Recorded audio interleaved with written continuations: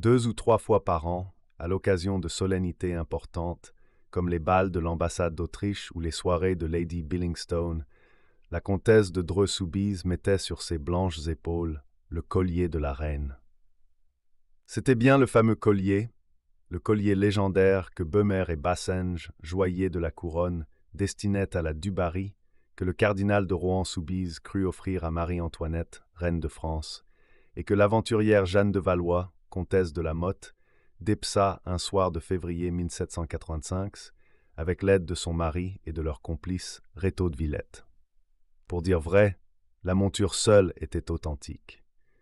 Rétaux de Villette l'avait conservée, tandis que le sieur de la Motte et sa femme dispersaient aux quatre vents les pierres brutalement desserties, les admirables pierres si soigneusement choisies par Bemer.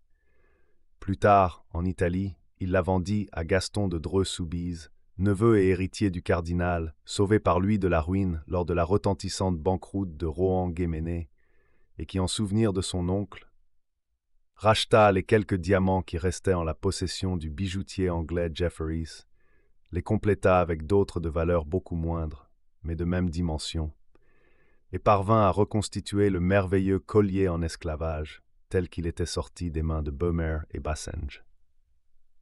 De ce bijou historique, pendant près d'un siècle, les Dreux-Soubise s'enorgueillirent. Bien que diverses circonstances eussent notablement diminué leur fortune, ils aimèrent mieux réduire leur train de maison que d'aliéner la royale et précieuse relique. En particulier, le comte actuel y tenait comme on tient à la demeure de ses pères.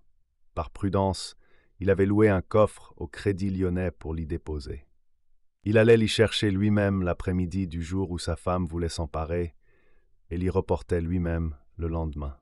Ce soir-là, à la réception du palais de Castille, la comtesse eut un véritable succès, et le roi Christian, en l'honneur de qui la fête était donnée, remarqua sa beauté magnifique. Les pierreries ruisselaient autour du cou gracieux, les 1000 facettes des diamants brillaient et scintillaient comme des flammes à la clarté des lumières. Nul autre qu'elle, semblait-il, n'eût pu porter avec tant d'aisance et de noblesse le fardeau d'une telle parure.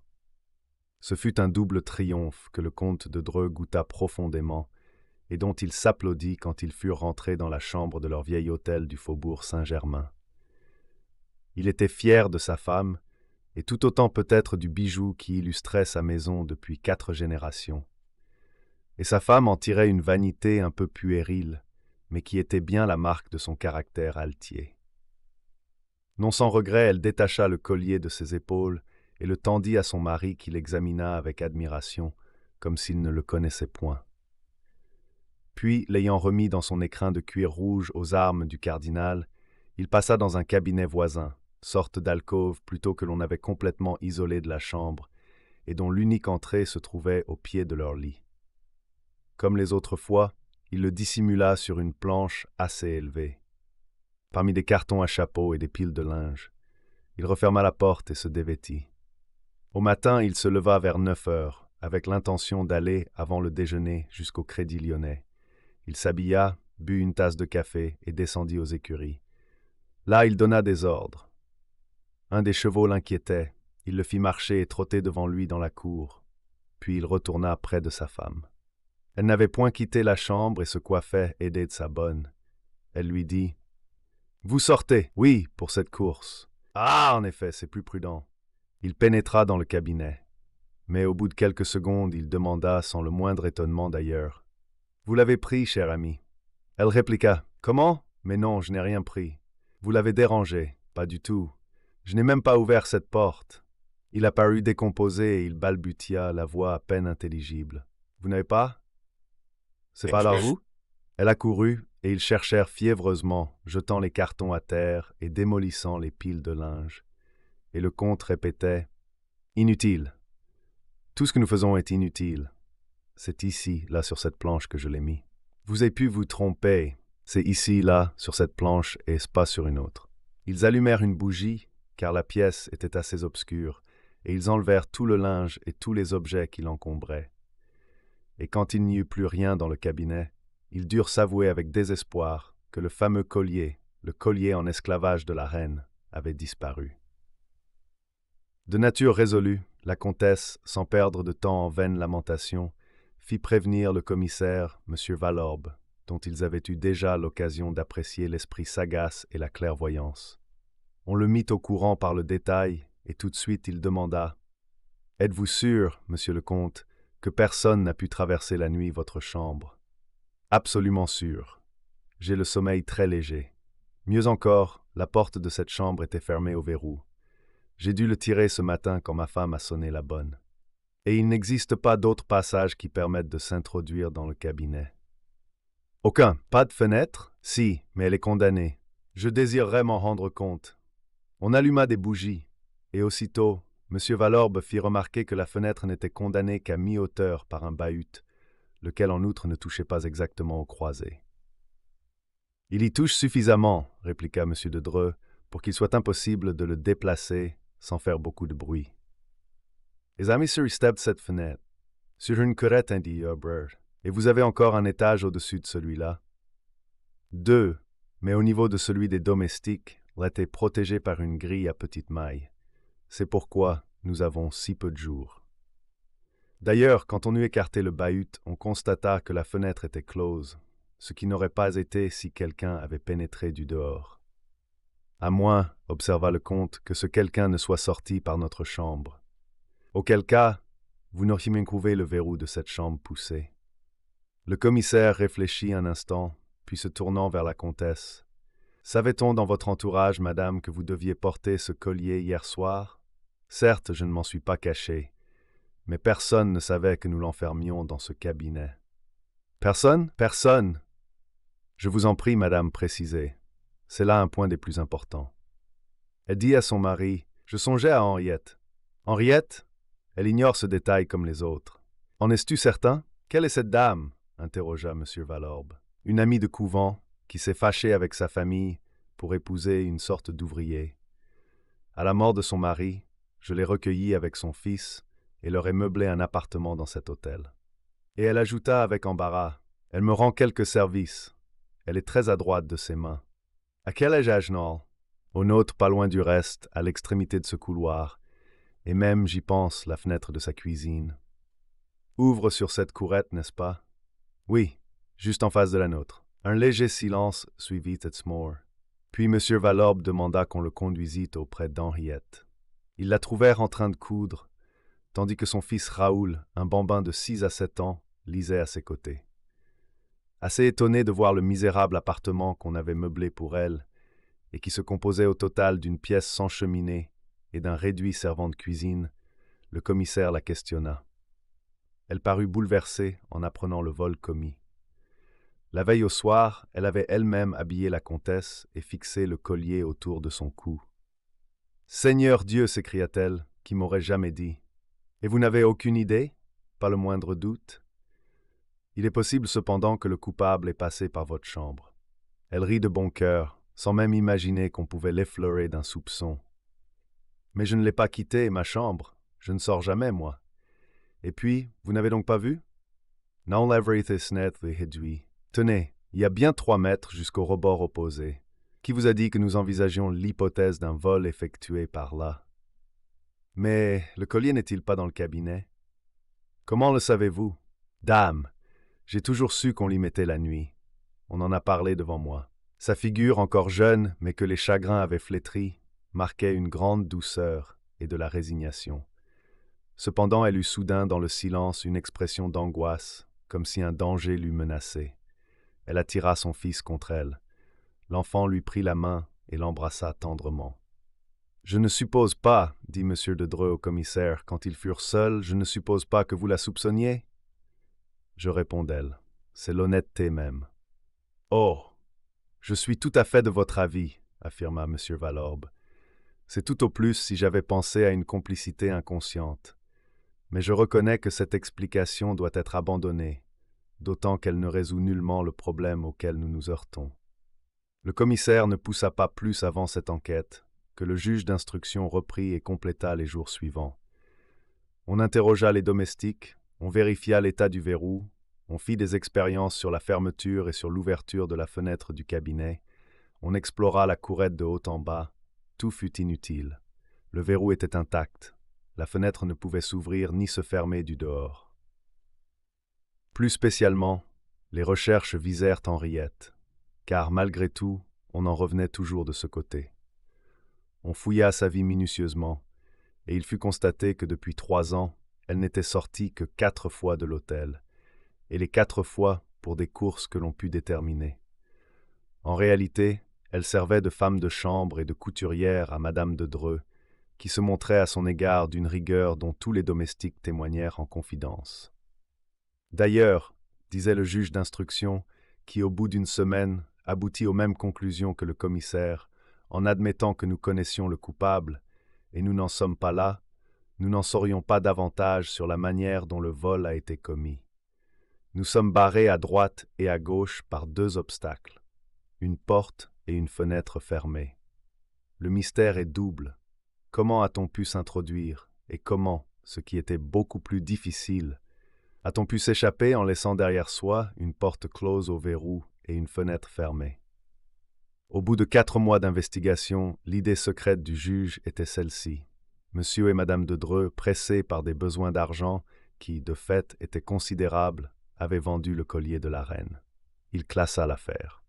Le vol du précieux bijou porta aux Dreux-Soubise un coup dont ils gardèrent longtemps la marque. Leur crédit n'étant plus soutenu par la sorte de réserve que constituait un tel trésor, ils se trouvèrent en face de créanciers plus exigeants et de prêteurs moins favorables. Ils durent couper dans le vif, aliénés, hypothéqués. Bref, c'eût été la ruine si 2 gros héritages de parents éloignés ne les avaient sauvés. Ils souffrirent aussi dans leur orgueil comme s'ils avaient perdu un quartier de noblesse. Et chose bizarre, ce fut à son ancienne amie de pension que la comtesse s'en prit. Elle ressentait contre elle une véritable rancune et l'accusait ouvertement. On la relégua d'abord à l'étage des domestiques, puis on la congédia du jour au lendemain. Et la vie coula, sans événement notable. Ils voyagèrent beaucoup. Un seul fait doit être relevé au cours de cette époque. Quelques mois après le départ d'Henriette, la comtesse reçut d'elle une lettre qui la remplit d'étonnement. « Madame, je ne sais comment vous remercier, car c'est bien vous, n'est-ce pas, qui m'avez envoyé cela. Ce ne peut être que vous. Personne autre ne connaît ma retraite au fond de ce petit village. Si je me trompe, excusez-moi, et retenez du moins l'expression de ma reconnaissance pour vos bontés passées. » Que voulait-elle dire? Les bontés présentes ou passées de la comtesse envers elle se réduisaient à beaucoup d'injustice. Que signifiaient ces remerciements? Sommée de s'expliquer, elle répondit qu'elle avait reçu par la poste, en un pli non recommandé ni chargé, 2 billets de 1000 francs. L'enveloppe qu'elle joignait à sa réponse était timbrée de Paris et ne portait que son adresse, tracée d'une écriture visiblement déguisée. D'où provenaient ces 2000 francs? Qui les avait envoyés? La justice s'informa. Mais quelle piste pouvait-on suivre parmi ces ténèbres? Et le même fait se reproduisit 12 mois après, et une 3e fois, et une 4e fois, et chaque année pendant 6 ans, avec cette différence que la 5e et la 6e année, la somme doubla, ce qui permit à Henriette, tombée subitement malade, de se soigner comme il convenait. Autre différence. L'administration de la poste ayant saisi une des lettres sous prétexte qu'elle n'était point chargée, les 2 dernières lettres furent envoyées selon le règlement, la première datée de Saint-Germain, l'autre de Suresnes.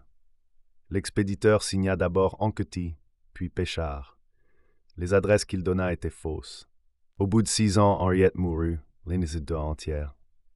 Tous ces événements sont connus du public. L'affaire fut de celles qui passionnèrent l'opinion, et c'est un destin étrange que celui de ce collier qui, après avoir bouleversé la France à la fin du XVIIIe siècle, souleva encore tant d'émotions un siècle plus tard. Mais ce que je vais dire est ignoré de tous, sauf des principaux intéressés et de quelques personnes auxquelles le comte demanda le secret absolu.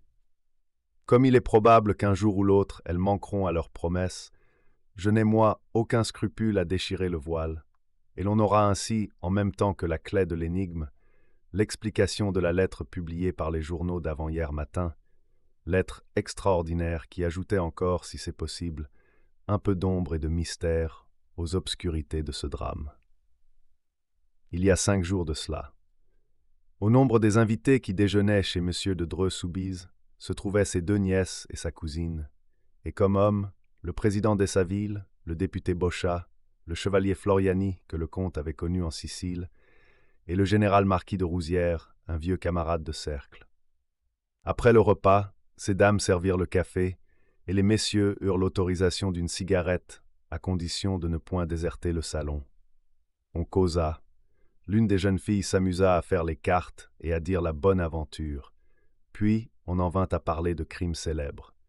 Et c'est à ce propos que M. de Rouzières, qui ne manquait jamais l'occasion de taquiner le comte, rappela l'aventure du collier, sujet de conversation que M. de Dreux avait en horreur. Aussitôt chacun donna son avis, chacun recommença l'instruction à sa manière, et bien entendu, toutes les hypothèses se contredisaient, toutes également inadmissibles. « Et vous, monsieur, demanda la comtesse au chevalier Floriani, quelle est votre opinion? »« Oh, moi, je n'ai pas d'opinion, madame. » On se récria. Précisément, le chevalier venait de raconter très brillamment diverses aventures auxquelles il avait été mêlé avec son père, magistrat à Palerme, et où s'était affirmé son jugement et son goût pour ces questions. « J'avoue, dit-il, qu'il m'est arrivé de réussir alors que de plus habiles avaient renoncé. Mais de là à me considérer comme un Sherlock Holmes, et puis, c'est à peine si je sais de quoi il s'agit. » On se tourna vers le maître de la maison. À contre-cœur, il dut résumer les faits. Le chevalier écouta, réfléchit, posa quelques interrogations et murmura. « C'est drôle. À première vue, il ne me semble pas que la chose soit si difficile à deviner. » Le comte haussa les épaules. Mais les autres personnes s'empressèrent autour du chevalier, et il reprit d'un ton un peu dogmatique. En général, pour remonter à l'auteur d'un crime ou d'un vol, il faut déterminer comment ce crime ou ce vol ont été commis, ou du moins ont pu être commis. Dans le cas actuel, rien de plus simple selon moi, car nous nous trouvons en face non pas de plusieurs hypothèses, mais d'une certitude unique, rigoureuse, et qui s'énonce ainsi: l'individu ne pouvait entrer que par la porte de la chambre ou par la fenêtre du cabinet. Or, on n'ouvre pas, de l'extérieur, une porte verrouillée, donc il est entré par la fenêtre. Elle était fermée et on l'a retrouvée fermée, déclara nettement M. de Dreux. Pour cela, continua Floriani sans relever l'interruption, il n'a eu besoin que d'établir un pont, planche ou échelle entre le balcon de la cuisine et le rebord de la fenêtre. Et dès que l'écrin... « Mais je vous répète que la fenêtre était fermée !» s'écria le comte avec impatience. Cette fois Floriani dut répondre. Il le fit avec la plus grande tranquillité, en homme qu'une objection aussi insignifiante ne trouble point. « Je veux croire qu'elle l'était, mais n'y a-t-il pas un vasistas? » « Comment le savez-vous? D'abord, c'est presque une règle dans les hôtels de cette époque.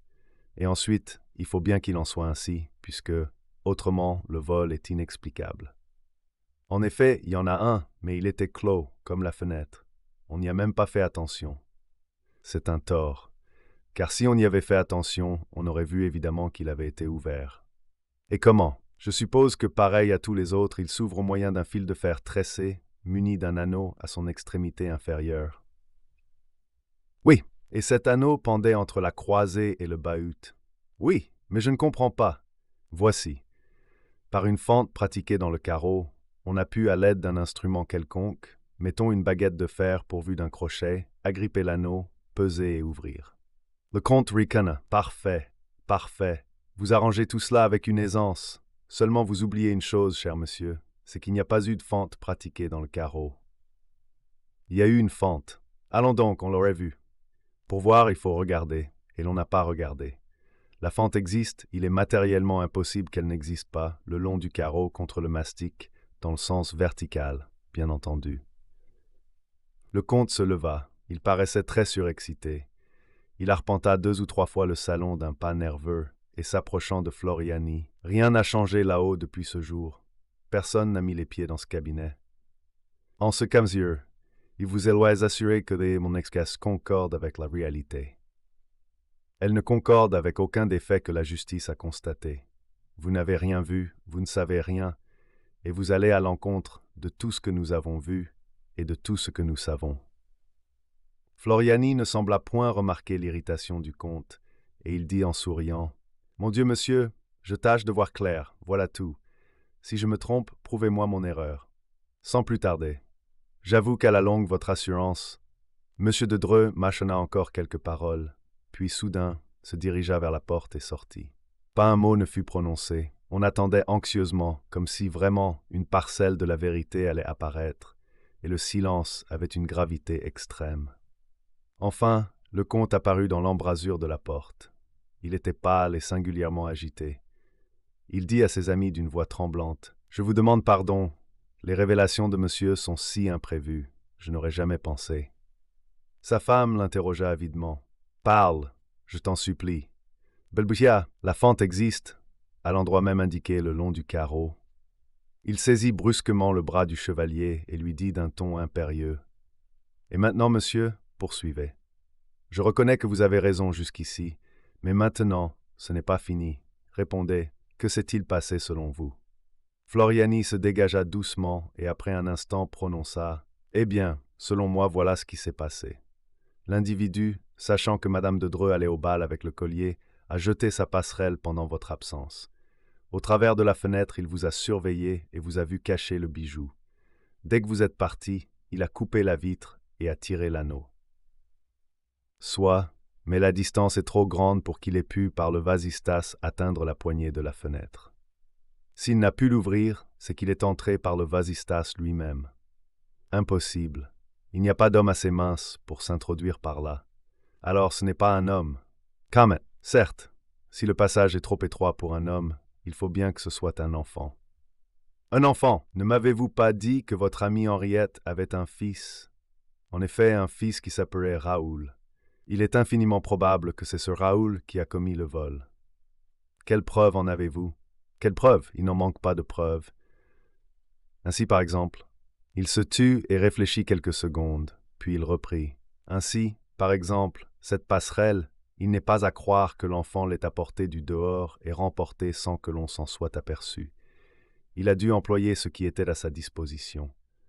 Dans le réduit où Henriette faisait sa cuisine, il y avait, n'est-ce pas, des tablettes accrochées au mur où l'on posait les casseroles. 2 tablettes, autant que je m'en souvienne. Il faudrait s'assurer si ces planches sont réellement fixées au tasseau de bois qui les supporte. Dans le cas contraire, nous serions autorisés à penser que l'enfant les a déclouées, puis attachées l'une à l'autre. Peut-être aussi, puisqu'il y avait un fourneau, trouverait-on le crochet à fourneau dont il a dû se servir pour ouvrir le vasistas. Sans mot dire, le comte sortit, et cette fois les assistants ne ressentirent même point la petite anxiété de l'inconnu qu'ils avaient éprouvée la première fois. Ils savaient de façon absolue, que les prévisions de Floriani étaient justes. Il émanait de cet homme une impression de certitude si rigoureuse qu'on l'écoutait non point comme s'il déduisait des faits les uns des autres, mais comme s'il racontait des événements dont il était facile de vérifier au fur et à mesure l'authenticité. Et personne ne s'étonna lorsqu'à son retour le comte déclara « C'est bien l'enfant, c'est bien lui, tout l'atteste. Vous avez vu les planches, le crochet? J'ai vu, les planches ont été déclouées, le crochet est encore là. » Mais Madame de Dreux-Soubise s'écria « C'est lui, vous voulez dire plutôt que c'est sa mère. Henriette est la seule coupable. Elle aura obligé son fils. » « Non, affirma Tanks. « Allons donc. Ils habitaient la même chambre. L'enfant n'aurait pu agir à l'insu d'Henriette. Ils habitaient la même chambre, mais tout s'est passé dans la pièce voisine, la nuit, tandis que la mère dormait. »« Et le collier ?» fit le comte. « On l'aurait trouvé dans les affaires de l'enfant. » « Pardon. » Il sortait, lui. Le matin même où vous l'avez surpris devant sa table de travail, il venait de l'école. Et peut-être la justice, au lieu d'épuiser ses ressources contre la mère innocente, aurait-elle été mieux inspirée en perquisitionnant là-bas, dans le pupitre de l'enfant, parmi ses livres de classe. Soit, mais ces 2000 francs qu'Henriette recevait chaque année, n'est-ce pas le meilleur signe de sa complicité? Complice, vous eût-elle remercié de cet argent? Et puis, ne la surveillait-on pas? Tandis que l'enfant est libre, lui, il a toute facilité pour courir jusqu'à la ville voisine, pour s'aboucher avec un revendeur quelconque et lui céder à vil prix un diamant, 2 diamants, selon le cas, sous la seule condition que l'envoi d'argent sera effectué de Paris, moyennant quoi on recommencera l'année suivante. Un malaise indéfinissable oppressait les Dreux-Soubise et leurs invités.